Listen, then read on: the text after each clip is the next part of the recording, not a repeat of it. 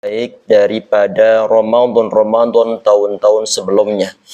Alhamdulillah diberi kesempatan dan pihak manajemen alhamdulillah membuka peluang sebesar-besarnya bagi semua karyawan untuk bisa menambah pengetahuan agama Islamnya, sehingga bukan hanya sibuk untuk bekerja, tetapi ada sebagian di antara waktu yang digunakan untuk mengetahui agama yang dibawa Nabi Muhammad SAW.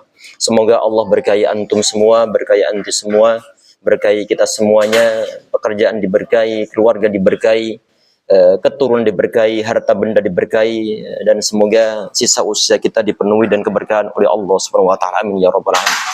Sebagaimana tema yang insyaallah akan kita bahas, ini menyangkut masalah sunnah Nabi Muhammad SAW yang berkaitan dengan masalah Ramadan. Kita mulai terlebih dahulu jamaah sekalian, berkaitan dengan masalah, ada sebagian dan hadis yang sahih. Nabi Muhammad SAW beliau mengatakan, la yazalu ummati bi khairi ma'adil fitrah. Jadi umatku senantiasa dalam suatu kebaikan selama mereka itu nyegerakan berbuka puasa. Sebagian di antara riwayat adalah ma akharus sahur. Sebagian di antara riwayat selama umatku mereka itu mengakhirkan makan sahur. Kita mulai terlebih dahulu di antara kesunahan Nabi Muhammad SAW itu adalah mau makan sahur. Mau makan sahur. Sebagian dan riwayat dalam hadis yang sahih Nabi Muhammad beliau mengatakan tasahharu fa inna fis sahuri barakah. Kalian makan sahurlah karena dalam makan sahur itu ada suatu keberkahan.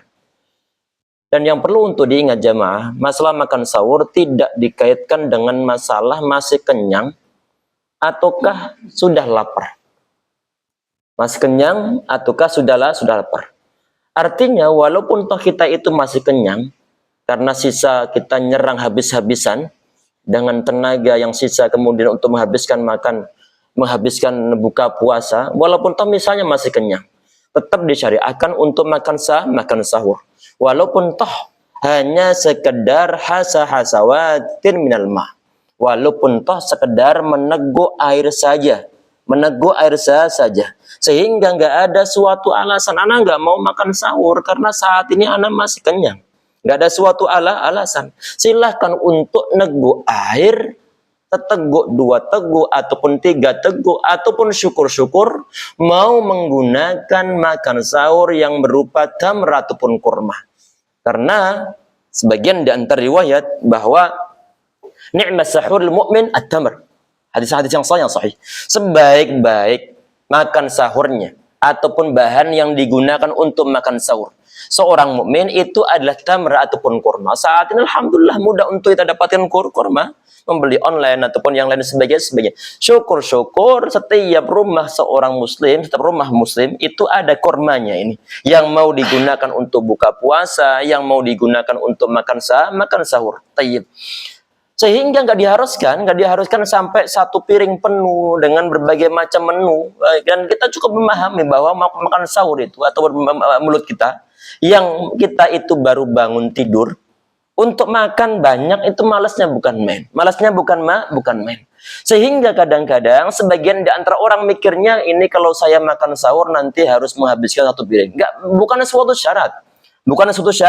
Sunnah sudah didapatkan, pahala berupa mengikuti sunnah Nabi Muhammad SAW sudah didapatkan di saat kita itu meneguk air. Dan ini sebagian kejadian yang dialami Nabi Muhammad SAW. Kadang-kadang beliau minum air digunakan untuk makan sahur. Apakah kuat? Insya Allah kuat. Apalagi mungkin sebagian di antara kita, afwan, nanya ke antum. Apakah di sini kalau antum bekerja di sini apakah mikul-mikul?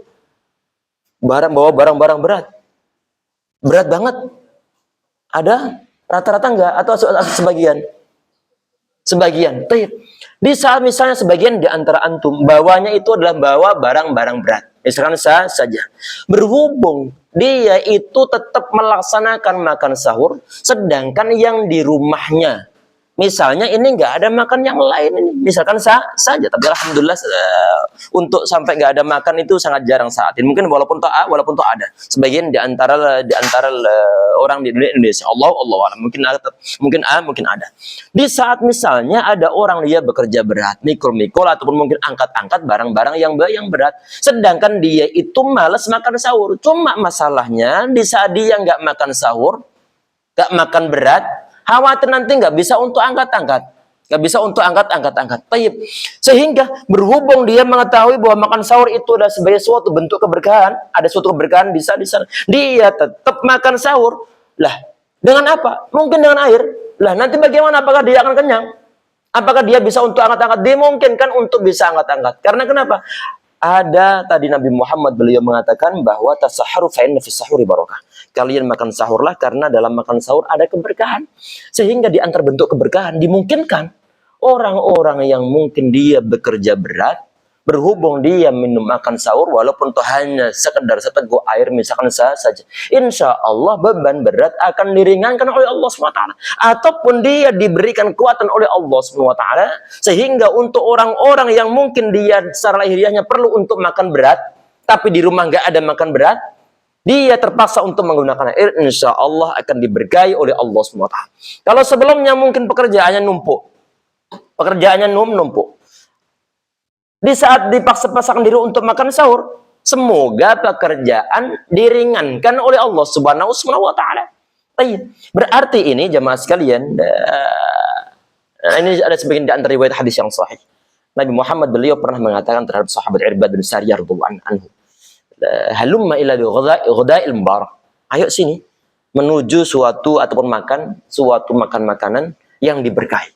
Makan diberkahi. Makan apa? Makan sahur diberkahi oleh Allah Subhanahu wa taala. Sehingga orang-orang yang mungkin sebelumnya seharian tersebut ataupun di hari-hari biasa, dia ini nggak pernah sholat qobliyah, nggak pernah sholat ba'diyah. Kemudian dia bela-belain untuk ba'diyah qobliyah. Ataupun sebelumnya dia nggak pernah sholat duha sama sekali. Kemudian di saat dia makan sahur dimungkinkan dibuka oleh Allah SWT peluang untuk melangkahkan kaki melaksanakan sholat duha 2 rakaat. Karena kenapa? Karena efek yang ditimbulkan dari sebuah keberkahan. Keberkahan yang berupa apa? Keberkahan yang berupa mengusahakan untuk makan sahur. Walaupun toh hanya sekedar minum air saja. Itu satu poin jemaah. Poin yang berikutnya yang perlu untuk diingat adalah waktu-waktu makan sahur ataupun sebelumnya. Itu adalah waktu-waktu untuk meniatkan berpuasa. Meniatkan berpuasa. Jangan sampai adanya niat puasa, tujuan, ataupun mungkin rencana, tekad bulat untuk puasa esok harinya, jangan sampai baru muncul setelah terbit fajar shadiq. Setelah terbit fajar shadiq, tidak diperbolehkan meniatkan puasa wajib setelah terbitnya fajar shadiq. Berarti perlu untuk difikirkan bahwa saya kalau mau berniat untuk berpuasa, itu adalah maksimalnya saat sebelum terbitnya fajar shadiq. Sebelum terbitnya fajar shadiq. Karena ada sebagian dan riwayat Nabi Muhammad SAW beliau mengatakan siyama liman lam yujmi' qabl fajri atau kama qala alaihi salatu wasalam, bahwa tidak ada suatu puasa sah bagi orang yang tidak meniatkan sebelum fajar shadiq. Berarti kalau kita berniat untuk berpuasa itu adalah sebelum terbitnya fajar shadiq, dan biasanya di Indonesia dan pada umumnya ini kaum muslimin saat ini mereka menggunakan patokan timer untuk menentukan kapan fajar shadiq itu terbit dengan hitungan-hitungan ilmu hisab ataupun astronomi. Kalau toh misalnya di zaman-zaman dahulu tentunya menggunakan untuk penentuan waktu. Kapan sholat subuh, kapan zuhur, kapan asar, kapan terbitnya fajar shadiq, kapan terbenamnya matahari, kapan isya, kapan subuh, kapan maghrib, adalah menggunakan peredaran matahari. Di saat di sebelah timur, sana, di saat di sebelah timur itu ada semburat yang terangnya itu adalah ke atas. Nanti biasanya itu akan gelap lagi. Nanti sempat-sempatnya kalau antum tinggal di kampung, kebetulan nggak ada bangunan yang menutupi matahari, nggak ada bangunan yang menutupi sebelah timur, maka bisa untuk dibuktikan bahwa sebelum matahari itu terbit diawali oleh sesuatu yang disebut sebagai fajar. Dan fajar ada dua, ada yang shadiq, ada yang kadzib. Kalau shadiq berarti jujur, kalau kadzib berarti dusta. Kenapa kok disebut kadzib ini? Karena setelah muncul ada agak terang-terang sedikit ke arah atas, nanti akan gelap kembali. Akan gelap kembali. Berarti ini fajarnya yang disebut fajar yang kadzib. Fajar yang kadzib. Itu masih waktu makan minum dan belum terbitnya fajar shadiq dan biasanya belum dikumandangkan azan salat subuh. Belum dikumandangkan azan salat subuh. Kalau nanti fajarnya terangnya itu adalah kelihatan terangnya kemudian merata ke kanan kiri. Itu biasa nanti akan langsung berkembang langsung kelihatan semakin lama semakin terang. Fajar ini yang disebut sebagai fajar shadiq dan ini adalah waktu munculnya fajar yang merata ini adalah waktu sudah nggak boleh untuk makan minum lagi. Nggak boleh untuk makan minum lagi. Dan biasanya nanti para muadzin akan langsung mengumandangkan azan. Ada sebagian di antara ayat Al-Quran Allah SWT dia mengatakan kulu washrabu hatta yatabayyana lakumul khaytul abyadu minal khaytil aswadi minal fajr. Kalian makan dan juga minumlah sampai tampak oleh kalian benang yang berwarna putih dari benang yang berwarna hitam. Ini maksudnya adalah dari terbitnya fajar. Berarti fajar shadiq itu adalah waktu kita nggak boleh untuk makan minum lagi. Sudah nggak boleh untuk makan sahur. Berarti niatan kita untuk berpuasa itu adalah sebelum fajar shadiq itu muncul. Sebelum fajar shadiq muncul. Karena fajar shadiq ini muncul adalah sebagai tanda ente sudah harus mulai untuk memulai puasa. Sebelum fajar shadiq muncul masih bebas untuk makan minum. Dan di zaman Nabi Muhammad SAW ada sebagian dan riwayat hadis yang sahih. Nabi Muhammad beliau mengatakan kulu washrabu hatta yu'adzina Ibn Maktum. Kalian makan dan juga minumlah sampai sahabat Abdul Maktum beliau mengumandangkan azan. Ada sebagian di antara riwayat la yamna'annakum min suhurikum adzanu Bilal.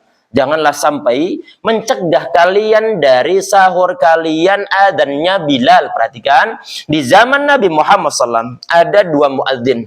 Ada dua orang yang ditugaskan untuk mengumandangkan adzan. Ini adalah untuk petugas adzan sekitar saat subuh ataupun sebelum subuh. Sebelum subuh ada dua orang ini. Untuk yang lain masih ada lain muadzin yang lain. Cuman saja untuk waktu-waktu pagi hari ada dua muadzin ini. Siapa ini? Bilal ibn Rabah sama sahabat Abdullah ibn Ummi Maktum radhiyallahu anhu. Sahabat Bilal bin Rabah radhiyallahu anhu beliau mengumandangkan adzannya adalah saat sebelumnya masuk waktu sholat subuh. Sehingga Nabi Muhammad SAW beliau mengatakan kalian janganlah sampai mencegah kalian dari sahur kalian azannya Bilal. Berarti azannya Bilal dikumandangkan sebelum masuknya waktu sholat subuh. Kalau sebelum masuknya waktu sholat subuh otomatis fajar shadiq itu belum muncul. Terus nanti yang yang mencegah kita dari makan minum itu apa? Kalau di zaman Nabi Muhammad SAW adalah di saat sahabat Abdullah ibn Maktum beliau memandangkan azan. Dan kita tahu beliau adalah seorang yang buta, seorang tunanetra. Kalau seorang tunanetra nggak bisa untuk langsung melihat peredaran matahari. Fajar shadiq nggak kelihatan, semua gelap. Karena nggak ada yang bisa digunakan untuk melihat matahari tersebut. Terus beliau mengetahui pergerakan matahari dari mana? Dari perkataan sebagian di antara orang yang ada di zaman tersebut yang mungkin ditugaskan Nabi Muhammad SAW untuk melihat pergerakan matahari sehingga di saat sudah waktunya sholat subuh asbahat telah masuk waktu sholat subuh ataupun anda telah masuk waktu sholat subuh. Baru kemudian sahabat Abdullah ibn Maktum beliau mengumandangkan azan. Berarti intinya jamaah bahwa waktu kita perlu untuk menghentikan makan sahur itu adalah apa tadi? Adalah terbitnya fajar shadiq.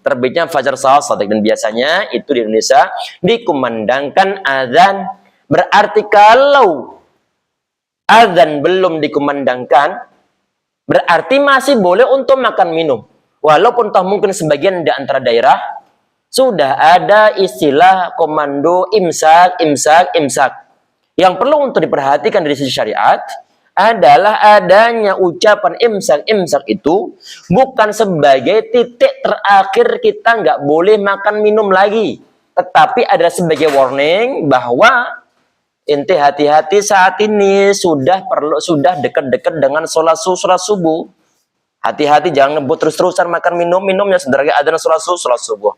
Taib. Sehingga yang perlu dipahamin bahwa batas terakhir kita sudah nggak boleh makan minum itu adalah adanya azan sholat subuh. Adanya azan sholat subuh. Taib. Bicara tentang masalah niat jamaah sekalian, bicara tentang masalah niat. Tadi ini niatnya kita itu disuruh untuk meniatkan puasa sebelum terbitnya fajar shadiq. Ini adalah untuk puasa-puasa yang wajib. Untuk puasa wajib semisal Ramadan. Taib. Untuk yang puasa sunnah bagaimana? Tidak disyaratkan harus meniatkan, merencanakan sebelum sholat subuh. Nggak diharuskan. Artinya boleh saat sudah fajar shadiq muncul, baru ada niat, oh besok anak mau puasa. Ataupun saat jam 7 pagi, baru ada niat untuk melaksanakan puasa sunnah. Perhatikan, ini tidak berlaku untuk puasa-puasa wajib. Ada sebagian di antara riwayat Nabi Muhammad SAW, beliau suatu saat mendatangi Aisyah radhiyallahu anha ke rumah beliau. Kemudian beliau bertanya, hal indakum syai', apakah kalian punya sesuatu yang bisa untuk dimakan, untuk dibuat sarapan? Dijawab oleh keluarga beliau, ma indana syai', enggak ada sesuatu yang bisa untuk digunakan sarapan. Kemudian Nabi Muhammad beliau mengatakan, idzan inni shaim. Kalau gitu ana berpuasa. Berpuasa. Tayyib. Ini dijelaskan oleh para ulama bahwa ini adalah untuk puasa-puasa yang sunnah. Puasa-puasa yang sunnah. Yang perlu untuk diketahui lagi jamaah sekalian, dalam satu keadaan yang mana ada orang dia itu nggak boleh untuk niatkan puasa, dibilang kalau gitu anak puasa. Kapan dia bilangnya? Adalah jam 8. Ada sebagian di antara keadaan orang ini ucapannya nggak bisa untuk dijadikan dasar bahwa dia sah hukumnya untuk puasa. Karena kenapa? Di antara mungkin keadaan sebagian di antara orang, mungkin di saat sebagian di antara masjid menyediakan kopi, kadang-kadang camil-camilan, rebus-rebusan mungkin labu ataupun yang lain sebagainya ataupun waluh dibawa ke masjid. Disediakan sebagian di antara masjid. Ada orang dia sholat subuh berjamaah di masjid. Habis sholat subuh berjamaah kemudian dia ngopi. Ngopinya di mana? Di masjid tersebut. Habis ngopi dia pulang. Sholat subuh, kemudian ngopi, kemudian dia pulang. Sampai di rumah, setelah mungkin jam 7, jam 8, dia nanya kepada istrinya, ada sarapan nggak? Istrinya bilang nggak ada sarapan. Orang ini nggak boleh bilang, kalau gitu anak puasa. Nggak bolehnya karena dia telah ngopi terlebih dahulu di masjidnya. Telah ngopi. Kalau seandainya dia belum ngopi, monggo dia bilang, kalau gitu anak puasa. Kalau gitu anak puasa. Nggak jadi masalah. Tetapi kalau sudah ngopi terlebih dahulu, nggak ada celah untuk niatkan puasa. Jelas ya? Berarti tadi ini adalah untuk puasa sunnah, monggo diniatkan, nggak harus saat malam hari sebelum fajar shadiq. Tetapi dengan catatan, kita itu belum mengkonsumsi apa-apa. Kalau sudah mengkonsumsi apa-apa sehabis fajar shadiq, maka sudah nggak boleh untuk niat puasa. Karena batasan awal puasa itu adalah terbitnya fajar shadiq. Artinya kalau sudah fajar shadiq telah muncul, dan kita belum berniat untuk puasa wajib misalnya, maka kita nggak boleh untuk puasa. Taib. Kemudian jamaah sekalian, insyaallah dirahmati oleh Allah SWT, di antara kesunahannya tentunya adalah ini walaupun tetap bukan kesunahan untuk puasa, tetapi adalah ini pada umumnya untuk sunah-sunah sebelum sholat subuh. Apa itu? Sholat 2 rakaat sebelum sholat subuh. Ini adalah rakaatul fajri ataupun qabliyatul fajri. Sebagian dan riwayat hadis yang sahih, Nabi Muhammad SAW beliau mengatakan, rakaatul fajri khairun minad dunya wa ma fiha. 2 rakaat salat qabliyatus subhi ini adalah lebih baik daripada dunia beserta isinya, Masya Allah. Dan ini kadang-kadang diabaikan sebagian di antara kaum muslimin. Diabaikan oleh sebagian di antara kaum muslimin. Ustadz, ini masalahnya kadang-kadang anak terlambat ke masjid. Saat sampai masjid, qomat sudah dikumandangkan. Ini agak keluar sedikit, jadi masalah insyaallah. Saat qomat sudah dikumandangkan, maka idza uqimatis shalah, sebagian dan riwayat, kalau qomat sudah dikumandangkan, fala salata illal maktubah. Enggak ada sholat yang lain lagi kecuali sholat wajib. Berarti kita ini boleh untuk qabliyah adalah sebelum qomat dikumandangkan. Kalau sudah qomat dikumandangkan, langsung bergabung bersama imam. Lah, nanti bagaimana qabliyah subuh ini iman-imanin, tahu bahasa Jawa iman-imanin? Sangat sayang. Sayang sekali ini 2 rakaat sholat fajar yang pahalanya lebih baik daripada dunia beserta isinya. Tidak kita laksanakan. Ini akan merupakan suatu bentuk kerugian kita saat nanti berada di hadapan Allah Subhanahu wa Ta'ala. Padahal kalau kan antum bayangkan jemaah, dunia beserta isinya berarti adalah kerajaan, nggak ada artinya. Karena dunia lebih berharga daripada kerajaan. Pangkat jabatan nggak ada artinya. Gaji dari sini pun nggak ada artinya. Mau emas setumpuk sebara pun juga nggak ada artinya sama sekali. Dibandingkan dengan 2 rakaat sholat fajar, pahalanya.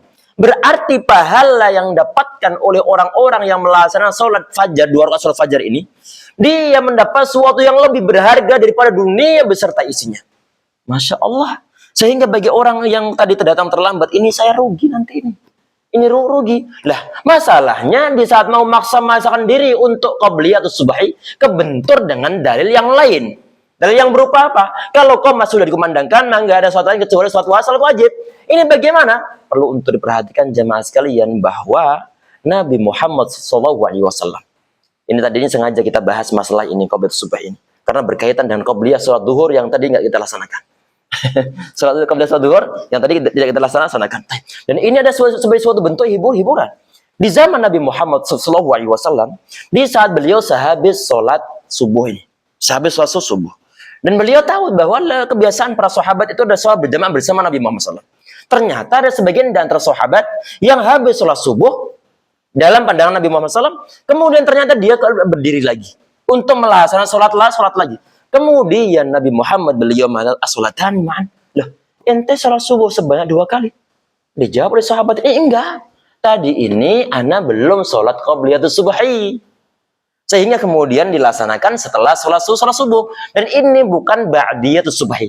Karena enggak ada ba'diyatus subhi. Tetapi adalah qabliyatus subhi. Berarti mengqadha qabliyah yang tidak bisa dilaksanakan sebelumnya. Karena sangat sayang ini. Pahala yang berupa lebih baik 2 rakaat pahala salat qabliyah subuh lebih baik daripada dunia beserta isi-isinya tidak bisa dilaksanakan, sangat sayang. Dan alhamdulillah dalam syariah diperbolehkan untuk mengqadha setelah salat subuh, sehingga ini menjadi suatu jalan keluar. Dan ini adalah kebiasaan Nabi Muhammad SAW. Di saat ada kebiasaan beliau, sunnah beliau, yang biasa menjadi rutinitas beliau dalam ibadah kepada Allah SWT, di suatu kesempatan beliau nggak bisa untuk melaksanakan. Beliau mengqadha di luar waktunya. Dan di saat misalnya, sebagian dari contohnya, Nabi Muhammad SAW, kebiasaan beliau sholat 11 rakaat setiap malamnya. Dan di saat beliau sebagian di antara waktunya, beliau nggak bisa melaksanakan, mungkin sakit, mungkin lagi apa, nggak mungkin untuk melaksanakan di saat malam hari. Kapan beliau mengqadhanya? Beliau mengqadhanya di saat siang hari, menjadi 12 rakaat, karena untuk siang hari nggak ada witirnya, sehingga digenapkan menjadi 12 rakaat. Itu contohnya. Contoh yang lainnya adalah Nabi Muhammad SAW, kebiasaan beliau sampai akhir hayatnya adalah beliau beriktikaf selama asyra ayyam atau asyra awakhir, 10 hari terakhir bulan Ramadan. Ini kebiasaan Nabi Muhammad SAW untuk beriktikaf di masjid beliau. Kadang-kadang sebagian di antara kejadian beliau nggak bisa untuk beriktikaf selama 10 hari di bulan Ramadan. Terus bagaimana? Beliau mengqadhainya di saat Syawal. Beliau iktikafnya mengqadhainya di saat Syawal. Baik. Begini jamaah. Nabi Muhammad SAW tadi ini ataupun sahabat tadi ini tidak bisa untuk melaksanakan qabliyah subuh sebelum sholat subuh. Beliau melaksanakan setelah sholat subuh. Cuman masalahnya ini kadang-kadang timbul masalah yang berlaku di masyarakat yang mungkin jarang ada kajian di sana. Sholat setelah sholat subuh itu nggak ada. Bisa misalnya antum memulai qabliyah subuh, mengqadhainya setelah sholat subuh, antum akan diingkari di sana. Ente ini membawa aliran baru ini. Ente ajaran siapa ini setelah sholat subuh kemudian sholat 2 rakaat lagi? Diingkari karena kenapa? Karena mungkin di masjidnya jarang diadakan kajian-kajian, sehingga untuk membahas masalah fikih, termasuk mungkin fikih dalam mazhab Imam Syafi'i rahimahullah, tidak diajarkan di sana. nggak mengetahui. Ini yang kita bahas adalah fikih lintas mazhab karena basisnya adalah dalil yang sahih. Taib. Perhatikan jemaah. Di saat misalnya antum mikirnya nanti kalau saya sholat di sana nanti akan bermasalah, mungkin diingkari, mau menerangkan nanti juga secara detail mungkin belum bisa ataupun mungkin nggak dipercaya sebagian di antara orang, maka silahkan untuk melaksanakan qabliyatus subhi, mengqadai sebelumnya, silahkan untuk dilaksanakan di rumah. Ini pertimbangan pertama. Pertimbangan yang kedua adalah yang perlu untuk diketahui bahwa afdhalu sholatil mar'i sholatu fi baitihi al-maktubah. Sebaik-baik sholatnya seorang itu ada sholatnya dia yang dia kerjakan di rumahnya kecuali sholat wajib. Anak ulang, sebaik-baik sholatnya seorang laki-laki ataupun seseorang itu ada sholat yang dia kerjakan di rumahnya kecuali sholat wajib. Berarti untuk qabliyah, untuk ba'diyah, afdhalnya dilaksanakan di rumah. Afdhalnya dilaksanakan di rumah karena potensi untuk riya itu sangat tipis. Potensi untuk riya itu sangat tipis. Yang perlu untuk diingatkan ya ikhwan, ini sengaja kita bahas adalah tadi di saat tidak dimungkinkan karena mungkin karena kepepet waktu ataupun yang lain sebagainya sehingga langsung dikomatin. Kalau seandainya dimungkinkan mungkin minimal 2 rakaat. Kalau seandainya tadi sudah terlanjur, maka bagaimana? Silakan nanti untuk diqadhain. Mumpung saat ini adalah kesempatan bulan suci Ramadan yang mana pahala dilipat gandakan oleh Allah Subhanahu wa taala. Hasil yang kita dapatkan di luar Ramadan akan dikalahkan dengan hasil pahala yang kita laksanakan di saat Ramadan. Sehingga nanti sempat-sempatkan untuk mengqadhainya. Ustadz, nanti ini habis kajian kan nanti langsung ngantor lagi. Sedangkan kita masih punya hutang 2 rakaat sebelum ataupun 4 rakaat sebelum sholat zuhur. Perhatikan, untuk sholat zuhur itu adalah minimal 2 rakaat. Minimal 2 rakaat. 2 rakaat salam, kemudian tambah lagi 2 rakaat. Tapi minimalnya ada 2 rakaat. Jadi yang hitungan 12 rakaat yang diberikan pahala oleh Allah SWT, mendapatkan pahala, mendapatkan suatu pahala, dibangunkan rumah di surga. Di antaranya penghitungannya adalah 4 rakaat sebelum sholat zuhur. Tapi minimal adalah 2 rakaat daripada 4 rakaat nggak bisa mungkin karena mungkin faktor ngantor ataupun bekerja, minimal adalah 2 rakaat. Kalau seandainya nanti nggak sempat, silakan untuk diqadha nanti malam. Nggak jadi masalah. Tetapi ini perlu taufik, perlu petunjuk dari Allah Subhanahu wa taala. Bela-belain diri untuk melaksanakan qadha salat qabliyatul zuhri. Tapi ini perlu untuk diperjuangkan. Perjuangkan. Semoga perjuangan kita diberikan hasil yang maksimal, hasil yang full oleh Allah Subhanahu wa taala. Baik. Kemudian di poin berikutnya ya jemaah sekalian, yang perlu untuk diingat lagi adalah sehabis sholat subuh. Ini kita mumpung ada nanti 3 pertemuan, sehingga sengaja kita buat untuk membahas hal-hal yang mungkin diperlukan untuk memotivasi kita beribadah kepada Allah Subhanahu wa taala selama Ramadan dan semoga bisa dilanjutkan setelah Ramadan nanti. Yang perlu untuk perhatikan bahwa di antara sunnah Nabi Muhammad SAW, baik di Ramadan ataupun di luar Ramadan, itu beliau tidak keluar dari masjid kecuali setelah matahari nampak sempurna. Kecuali matahari tampak sempurna. Berarti sehabis sholat subuh langsung beriktikaf di sana. Mungkin baca Al-Quran, mungkin zikir, bukan nyekrol ya. Anak ulang, bukan nyekrol, tetapi adalah zikir, tilawah Al-Quran, ataupun mungkin menghadiri suatu ta'lim, menghadiri suatu majlis ilmu. Ini adalah kebiasaan Nabi Muhammad SAW. Sampai nanti matahari ataupun sampai sudah diperbolehkan sholat setelah sholat subuh. Kapan itu? Saat nanti matahari telah muncul ditambah dengan 1/4 jam.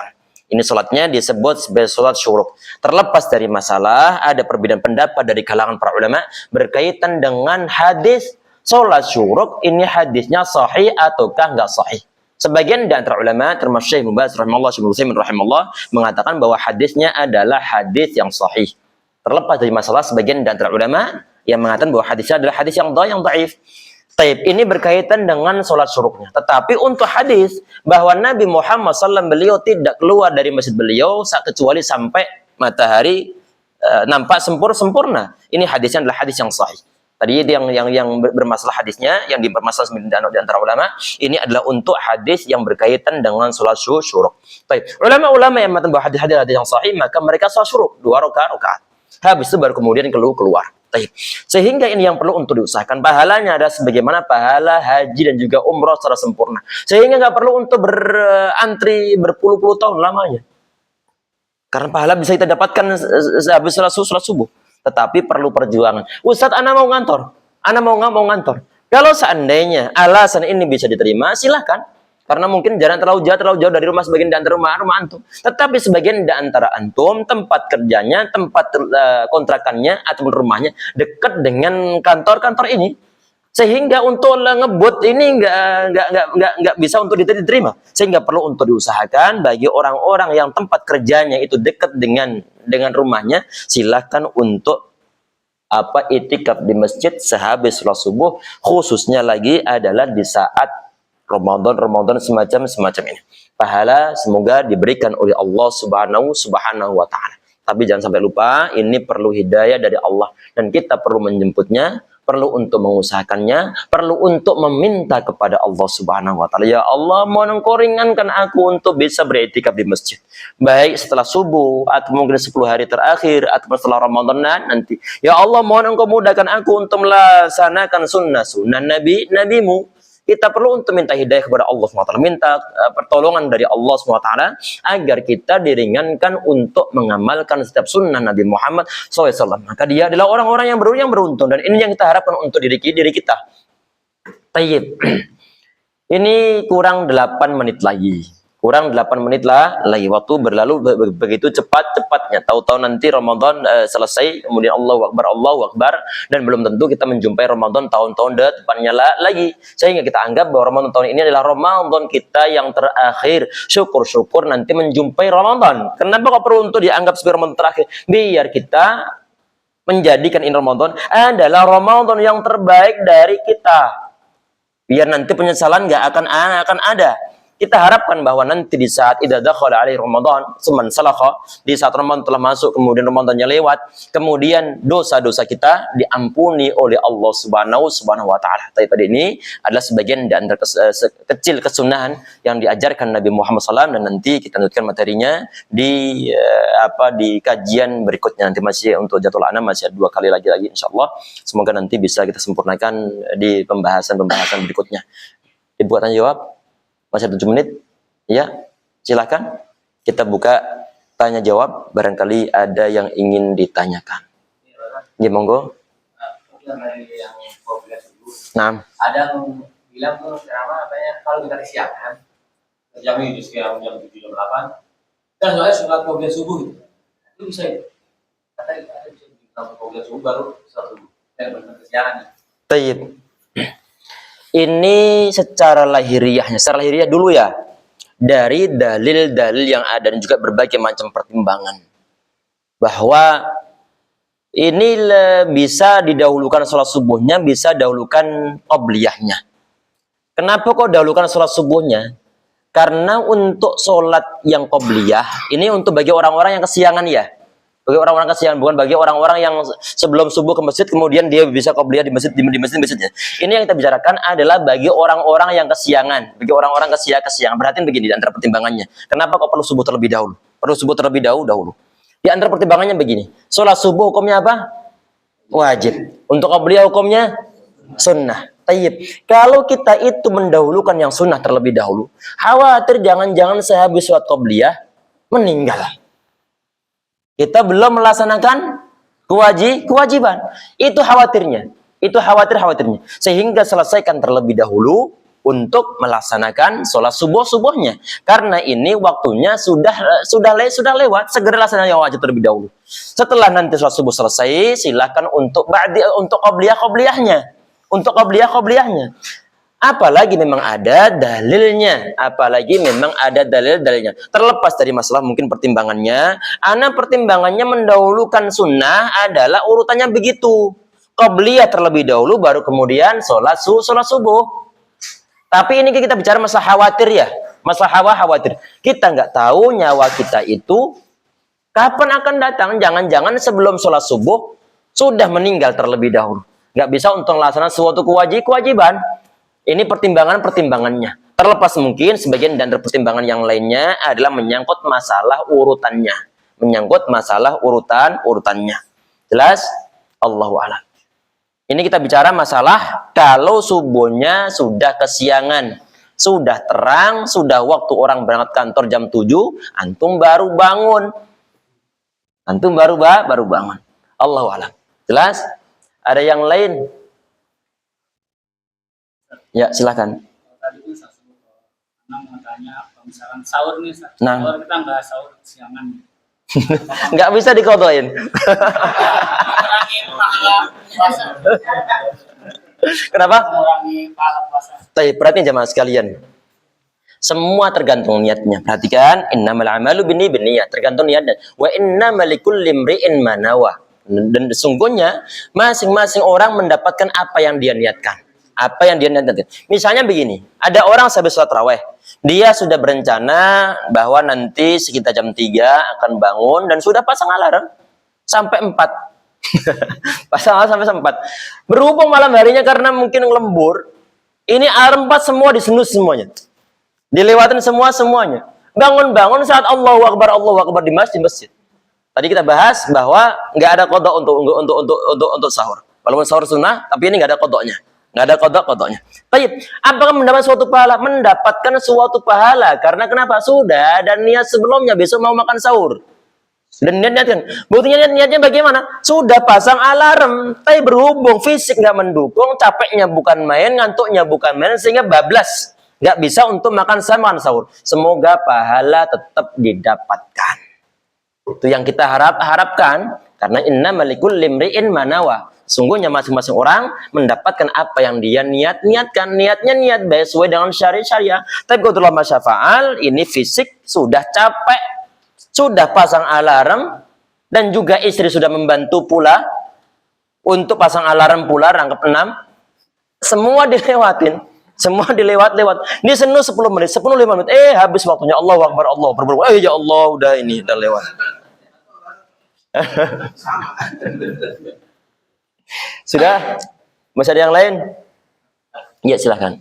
Nah, dia subuh itu kalau misalkan di rumah itu udah dengar Allahu Akbar itu boleh langsung laksanakan. Iya, perhatikan. Allahu Akbar apa? Saat azan. Iya, perhatikan. Di antara pertimbangan. Hukum azan apa? Sunnah. Hukum azan adalah sunnah. Untuk menjawabnya pun hukumnya adalah sunnah. Menurut qaul yang sahih. Kenapa hukumnya sunnah? Karena Nabi Muhammad SAW di saat beliau lagi safar, ataupun lagi mau berperang, mendengar suara suara azan, Allahu Akbar, Allahu Akbar, wahadallah, ataupun sebagian antara riwayat, dia telah mentauhidkan Allah SWT.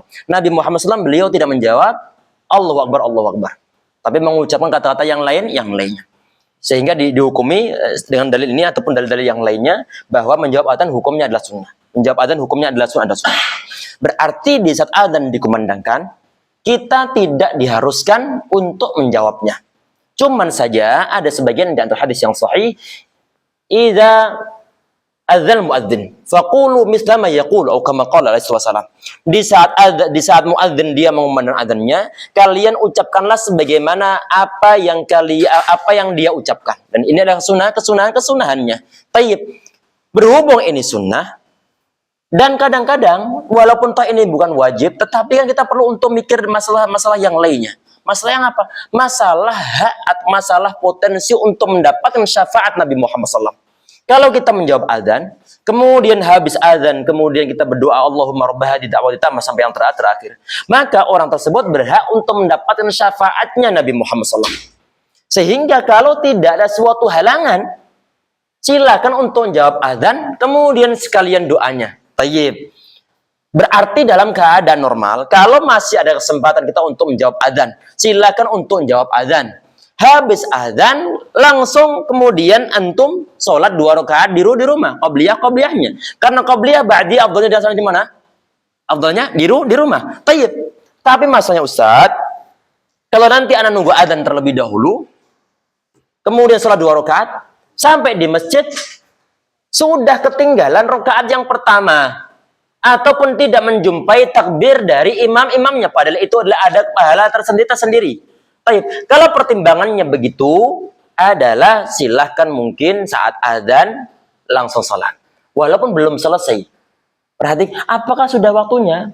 Waktu sholat itu adalah aslinya tidak dibatasi dengan adzan. Tapi dibatasi dengan matahari. Taib. Kalau subuh tentunya ada setelah matahari fajar shadiq muncul. Kemudian muadzin dia memandangkan azan. Artinya awal Allahu Akbar berarti sudah masuknya waktu sholat subuh. Silahkan untuk sholat subuh saat itu. Sholat qobliyah saat itu. Qobliyah. Sehabis qobliyah baru kemudian ke masjid. Alhamdulillah waktu masih cukup. Tetapi kalau seandainya waktu longgar, misalnya ada 15 menit setelah adzan, jarak antara adzan sama iqamat misalnya masjid itu adalah 15 menit. Dan jarak rumah antum itu nggak terlalu jauh dari masjid. Sehingga dimungkinkan untuk jawab adzan. Kalau setelah adzan silahkan untuk qobliyah di masjid baru kemudian datang ke masjid. Apakah perlu sholat? Sholat lagi apa? Sholat tahiyatul masjid. Dan ini pahala tersendiri. Idza dakhala ahadu masjidah fala yaq'ud hatta yarka' rak'atain.